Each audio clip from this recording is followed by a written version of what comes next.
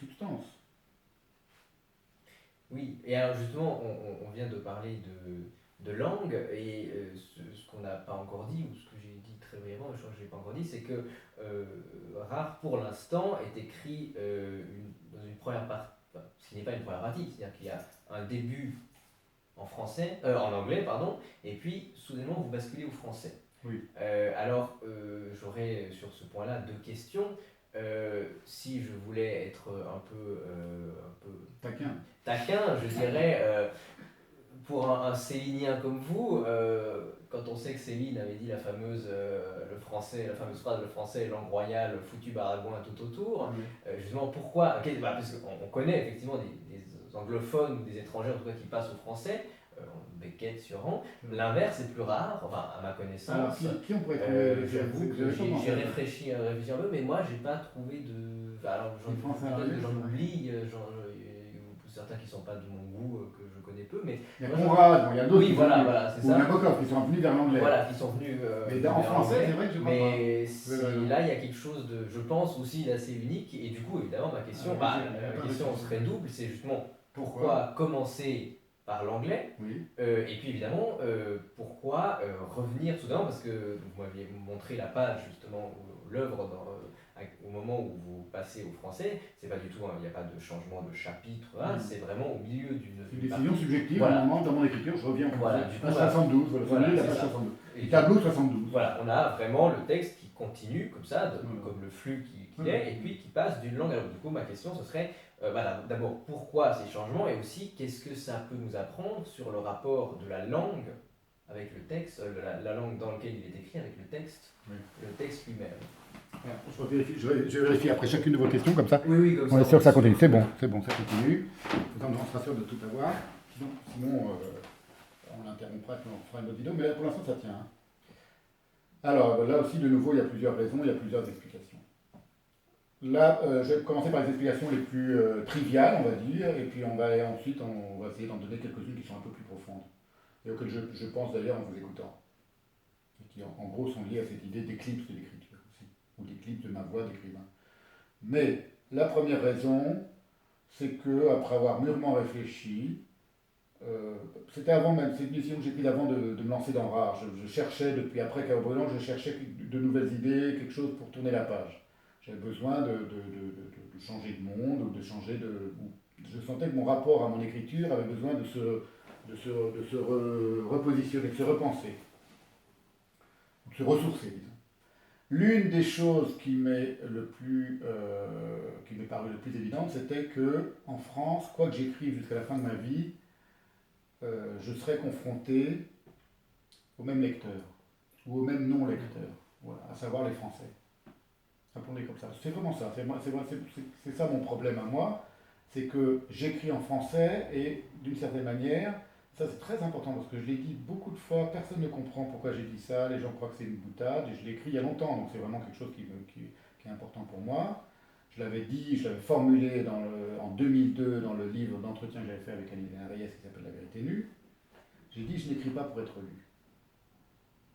Si vous réfléchissez au sens de cette phrase, je pense sincèrement, c'est exactement, d'une certaine manière, ce qui a bien avec Rare. Alors là, je me suis dit, je vais essayer, il se trouve que je suis bon en anglais. Je suis assez bon en anglais, je suis même très bon en anglais, parce que j'ai eu de très bonnes notes quand j'étais à l'école en anglais. C'est même, pour vous donner une anecdote biographique personnelle, que peu de gens sachent, c'est que j'ai passé une fois le concours normal sup, et la seule bonne note que j'ai eue, j'avais fait une canne à Henri IV, très bonne canne, la seule bonne note que j'ai eu 17, c'est en anglais, au concours. Tout le reste, j'ai eu que des très mauvaises notes, donc j'ai pas eu le concours, et puis ça m'emmerdait de faire normal sup, donc j'ai pas repassé. J'ai pas cubé, comme on dit. J'ai pas foutu grand chose à tout ça, mais de toute façon, c'était pas mon truc, et puis j'avais déjà envie de me lancer dans l'écriture, donc je me suis pas. Mais en tout cas, j'ai eu une bonne note en anglais. Voilà, j'ai toujours été bon en anglais. D'autre part, donc c'était faisable. Évidemment, c'était quand même du baragouin par rapport au français, c'est lui qui n'a pas entièrement tort. Surtout pour moi, qui ne suis pas non plus un écrivain de langue. J'adore Faulkner, j'adore Hemingway, j'ador Philip Roth aujourd'hui, j'adore Bukowski, quelques écrivains américains, Shakespeare, les grands anglais, qui m'habitent autant que les français, ou Joyce évidemment. Mais je ne suis vraiment pas là. Alors mon idée, c'était que c'est ma voix qui s'exprime. ma pensée et ma voix. Et ma voix, elle ne va pas s'exprimer en anglais, elle va s'exprimer dans une langue que j'appelle le Friendlish. C'est la langue avec laquelle j'ai écrit rare. C'est-à-dire, c'est un anglais très élaboré, où je me suis... on va rester élégant. Je ne sais pas que je me suis emmerdé à trouver mot à mot comment exprimer ce que je voulais exprimer, mais c'est quasiment ça. C'est-à-dire, j'ai eu mon meilleur ami pendant l'écriture des 72 premières pages de Rare, ça a été Noah Webster. Oui. C'est comme les mililitrés des Américains. On a quasiment fait l'amour tous les jours avec. Mais j'allais toutes les 2 secondes, ce que je ne fais plus en français. Heureusement, j'ai plus besoin. Oui, bon, ça. Toutes les 2 secondes, aller voir dans les traits si c'est comme ça que ça se dit, comme ça que ça écrit, ou si je pourrais trouver un synonyme, etc. Là, j'avais un peu besoin parce que c'est quand même pas non plus ma langue maternelle. Et en même temps, il se trouve que dans la langue anglaise, le rapport entre la langue anglaise et la langue française, donc là, vous voyez, c'est des choses un peu sérieuses. Il se trouve que ce ne sont pas des langues étrangères l'une à l'autre. Bien sûr. L'anglais a principalement 2 sources à la racine qui le nourrissent, dont l'une de ces 2 sources est la langue française, la langue de la cour. Et l'autre source, c'est le cockney, comme on appelle ça, c'est-à-dire les linguistes qui étudient l'anglais, c'est-à-dire c'est tout ce qui vient du gaélique, non? C'est ça, oui, ça doit être ou le vieux anglais. Voilà, Donc, mais il y a beaucoup de mots qui sont d'origine française, évidemment, parce que d'un point de vue des rapports entre l'Angleterre et la France, il n'y a pas seulement des rapports guerriers, mais des rapports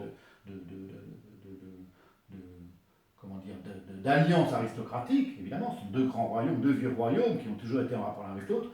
Le français a beaucoup influencé la langue anglaise. Et vice-versa, mais je crois que le français a quand même plus influencé la langue anglaise que la langue anglaise a influencé la langue française. En tout cas, disons, à la Renaissance, à partir de la Renaissance, et peut-être même avant. Et que les mots d'origine française, ça j'ai appris ça en étudiant un petit peu ces choses-là, parce que ça m'intéressait, parce que je me mettais à écrire en anglais, sont en général les mots les plus aristocratiques. Les mots de la langue aristocratique viennent du français, du parler aristocratique. À la cour, tout le monde parle français. La reine d'Angleterre aujourd'hui parle un français impeccable, comme vous et moi, quasiment sans accent. Ça, c'était comme la cour en Russie, etc. Ce sont des traditions aristocratiques. On parle parfaitement français. Langue royale, comme a dit Céline, d'ailleurs, c'était une des choses à laquelle il tenait, c'est que lui aussi pratiquait l'anglais merveilleusement. Il a dit qu'il aurait pu basculer dans l'autre camp, au lieu de partir à Lincoln, écrire en anglais. Voilà, d'ailleurs. Il aurait mieux parlé que tous les gaullistes réunis. L'anglais, il serait mieux. Il l'a dit, il l'a écrit. Et langue royale également. Donc voilà, c'est pas n'importe quelle langue.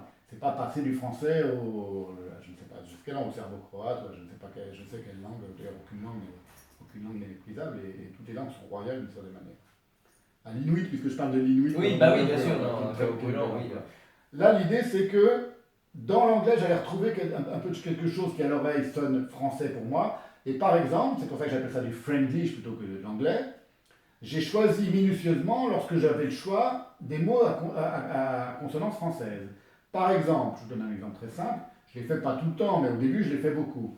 Ce qui donne un texte qui doit être bizarre pour une langue anglaise. Je ne sais pas comment je ne peux pas savoir, parce que je ne suis pas de langue anglaise maternelle. Par exemple, lorsque j'évoque ma femme, puisque c'est un roman autobiographique, je ne dis pas my wife, je dis my spouse. Ah oui, S-P-O-U-S. Je suppose qu'il n'y a plus aucun écrivain anglais, anglo-saxon ou américain qui utilise ce mot-là. Oui. Je ne sais pas à quoi ça correspond en français, on pourrait dire peut-être mamie ou je ne sais pas. Oui, la moitié, j'en sais rien. Mais moi, ma spouse, pour une oreille française, on voit que ça vient du français. Oui, bien sûr. Alors voilà, c'est comme ça. J'ai émaillé un petit peu mon texte, mon écriture en anglais de résonance française. Donc c'est pas un texte qui est fait pour sonner américain. Je ne suis pas un écrivain américain, je ne le serai jamais, ni britannique, ni anglo-saxon, ni de langue maternelle anglaise. C'est un texte qui est fait pour ce projet-là, voilà, qui est rare lui aussi, voilà. Est-ce que c'est de la littérature, de la grande littérature, anglaise? Non, évidemment, puisque je ne suis pas écrivain anglais. C'est un texte, et il parle, et il a cette voix-là. Au début, elle est en anglais, avec cet anglais bizarre que je pratique. C'est un anglais, j'ai beaucoup travaillé, comme je vous le dis, j'ai fait attention à pas... Alors, j'ai fait des erreurs grammaticales, parfois, par exemple, des trucs de débutants. Je dis, je mets me au lieu de I, au lieu de me, parce que c'est pas conduit par le sujet, c'est pas des erreurs qu'a fait plus quelqu'un qui est de langue anglaise, qui a 12 ans, 13 ans. Sauf les gens pas très soucieux de la langue aujourd'hui. Voilà, moi j'ai fait aussi des erreurs de débutant parce que c'est pas ma langue maternelle, mais je les rature, etc. Voilà. Et deuxième raison pour laquelle j'ai employé l'anglais, c'est que je voulais que rare, c'était aussi, je tourne une page dans ma vie, dans mon existence d'écrivain, avec ce projet. C'est pour ça qu'il y a une citation de Rilke qui va dans ce sens-là sur la première page. je voulais que ça s'adresse à des gens qui ne sachent rien de moi. Donc pas des Français. Ni en bien ni en mal. Je voulais... C'est quelque chose qui me poursuit depuis plusieurs romans, avec Noir et la beauté, où je raconte l'histoire d'amour avec une africaine qui n'est pas française, avec Pauvre de Gaulle, où d'une certaine manière je trace un portrait très... oui, d'ailleurs, déjà là, vous caricatural de la France. Oui, et vous placez du côté des Anglais. Et je me place déjà du côté des Anglais, vous avez tout à fait raison, le livre est dédié à Shakespeare d'ailleurs, et je me dissocie de la France, comme ensemble, comme communauté. Alors bon, ben voilà, ça va dans cette cohérence-là aussi. Et puis, donc cette idée d'être lu par des gens qui ne me connaissent pas. Et les gens qui ne me connaissent pas et avec lesquels je pouvais un peu communiquer pour parler de moi et de qui je suis et de ce qu'est ma vie, en tant qu'écrivain, il n'y a que les anglais parce que c'est la seule langue que je pratique un peu. Voilà. J'aurais pu le faire en allemand si j'avais parlé l'allemand, ou en chinois si j'avais parlé chinois, bon là c'est l'anglais. Et puis troisième raison, c'est que je sortais d'une période avec Chaos Brûlant qui a été chaotique, si j'ose dire. C'est le cas de le dire, à tous les sens du terme, et je décrirai dans Rare pourquoi. J'avais besoin de faire un acte symbolique de rupture au sens, y compris avec mes propres tendances, on pourrait dire mes démons, mais ce n'est pas des démons, parce que parfois c'est rhétoriquement, s'ils sont très puissants, ils mettent beaucoup dans l'écriture, avec ma colère, ou avec ma rage, ou avec comment dire, avec l'énergie polémique et de bataille qui était la mienne pendant toute l'écriture de Chaos Brûlant. On l'entend très bien quand on lit Chaos Brûlant. C'est un livre qui est habité par une forme de grande colère contre le monde, contre l'état du monde, et qui s'attaque à l'état du monde. C'est un livre de guerre, Chaos Brûlant. Voilà. Et là, il fallait que je refroidisse un peu. Et le seul moyen pour moi de refroidir, c'était, je sentais qu'en français, ma rhétorique, si vous voulez, ma prosodie était encore trop habitée de combat. J'avais besoin de ce que j'appelle mettre une sourdine à ma trompette. Et pour mettre une sourdine à cette trompette, je suis passé par l'anglais et ça m'a servi à assourdir un petit peu cette volonté d'en découdre avec le monde entier qui m'avait habité pendant tout Chaos Brûlant. Parce que j'avais besoin de me calmer, j'avais besoin de m'apaiser. Et ça a marché, très bien. Parce qu'en anglais, je ne peux plus, j'ai plus les mêmes armes. C'est plus une arme pour moi l'anglais. Le français, c'est une arme. Avec le français, je me sens invulnérable et prêt à en découdre avec qui que ce soit ou avec quoi que ce soit. En l'occurrence, le monde. C'est pas des polémiques avec tel ou tel, c'est plus ça, on n'en est plus là. C'est vraiment en découdre avec le monde, avec l'état du monde. Donc, je suis passé par l'anglais parce que d'une certaine manière, j'étais obligé d'assourdir mon instrument de musique, qui est la rhétorique française, que je me suis né du français, issu du français, que je me suis fabriqué en 25 ans d'écriture. Et la troisième raison, mais qui disparaît avec le fait que le roman sera bilingue, c'est qu'à partir de la seconde moitié du roman, je repasse au français, pour d'autres raisons, c'est que, d'une certaine manière, j'utilise l'anglais comme un masque. Aussi, comme quelque chose, un paravent derrière lequel je m'éclipse aussi en tant que Stéphane Dagdanski, l'écrivain qui a écrit un de ses livres, même si j'en parle dans le texte, en anglais. Voilà. Il y a aussi ça participe de cette vaste éclipse, de cette rareté qui est attachée au nom et à l'objet et à l'œuvre littéraire rare. Et alors pourquoi je repasse au français, du coup, qui est la question un peu corollaire, c'est parce qu'à un moment, j'étais dans le roman en train de raconter un épisode particulier lié à la mort de ma grand-mère, la mère de ma mère. J'avais besoin d'en parler parce que ça a sa cohérence dans le roman. Et que j'avais une scène tragicomique à raconter entre un père en train de mourir et son fils. Une scène à laquelle j'ai assisté dans la maison de retraite où était en train de mourir, d'agoniser ma grand-mère. Et je sentais là qu'il fallait que j'enlève la sourdine de ma trompette parce que j'avais besoin de tout mon vocabulaire, de toute ma virtuosité verbale, si j'ose dire, pour m'exprimer, pour raconter cette scène dans la manière dont je voulais la raconter. Et donc j'ai décidé de repasser au français. Parce que précisément, c'est pas un objet, ce ne sera pas un livre commercial et je fais ce que je veux. Aucun éditeur n'accepterait de publier un livre qui soit la première moitié en anglais, 70 pages en anglais, 70 pages en français. Il n'a plus de public. Et moi, j'écris pas pour être lu. Donc ça n'a aucun rapport. Donc je n'ai pas de public, donc je peux comprendre. Donc ça veut dire qu'il y a des gens qui peut-être auront le livre en main, s'ils ont acheté une page parce que la page leur plaît à cause de ses couleurs et à cause de ça fait plaisir. Mais ils ne pourront jamais lire le livre, parce que soit ils ne parlent pas le français, soit ils ne parlent pas l'anglais. Enfin, à moins de parler l'anglais et le français couramment, et même quelqu'un qui parle couramment, je ne sais pas s'il va pouvoir comprendre mon anglais, puisque c'est du Friendly. Oui, voilà. Bon, je plaisante un peu, mais pas tant que ça. Donc voilà, les raisons, je ne sais pas si ça vous satisfait comme réponse, mais de mon passage à l'anglais. Oui, bien sûr. Passage épisodique, puisque je suis revenu au français maintenant. Oui.